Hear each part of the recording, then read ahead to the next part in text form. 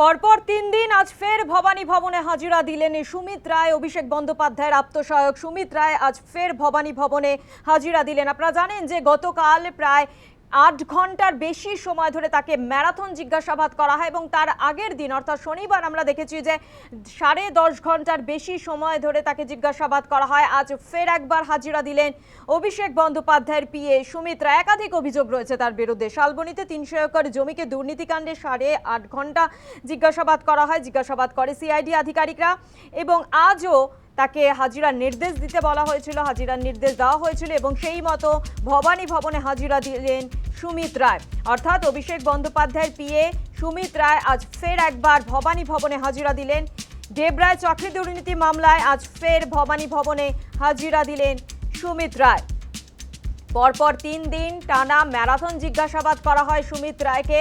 আজ ফের একবার ভবানী ভবনে পৌঁছন সুমিত রায়। যেটা জানা যাচ্ছে দেবরায় চাকরির প্রতারণা মামলা, আর সেই প্রতারণা মামলায় আজ ভবানী ভবনে হাজিরা দেওয়ার নির্দেশ দেওয়া হয়। সেই মতো ভবানী ভবনে পৌঁছে যান সুমিত রায়। গতকাল আমরা দেখেছি ৮.৫ ঘন্টা ধরে তাকে ম্যারাথন জিজ্ঞাসাবাদ করা হয়। তার আগের দিন ১০ ঘন্টারও বেশি সময় ধরে সুমিত রায়কে জিজ্ঞাসাবাদ করা হয়। আজ ফের একবার ভবানী ভবনে হাজিরা দিলেন অভিষেক বন্দ্যোপাধ্যায়ের পিএ সুমিত রায়।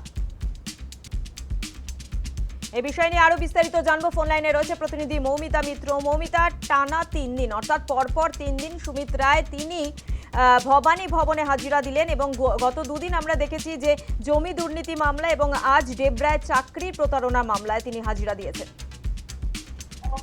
একেবারে সুমিত রায়ের কাছে তলব করা হচ্ছে মূলত দেবরায় যে চাকরি দেওয়ার নাম করে যে আর্থিক প্রতারণার অভিযোগ সামনে আসছে সেই সূত্র ধরে এবং নির্ধারিত সময়ের আগে ১০:৪৫ নাগাদ তিনি ভবানী ভবনে এসে পৌঁছেন। যেটা সিআইডি সূত্রে জানা যাচ্ছে যে দেবরায় এরকম প্রায় ২০ থেকে ২৫ জনকে চাকরি দেওয়া হয়েছিল এবং সুমিত রায়ের বিরুদ্ধে অভিযোগ যে আর্থিক লেনদেনের মাধ্যমে সেই চাকরি দেওয়া হয়, এমনকি যাদের চাকরি দেওয়া হয় তাদেরকে অ্যাপয়েন্টমেন্ট লেটারও দেওয়া হয়।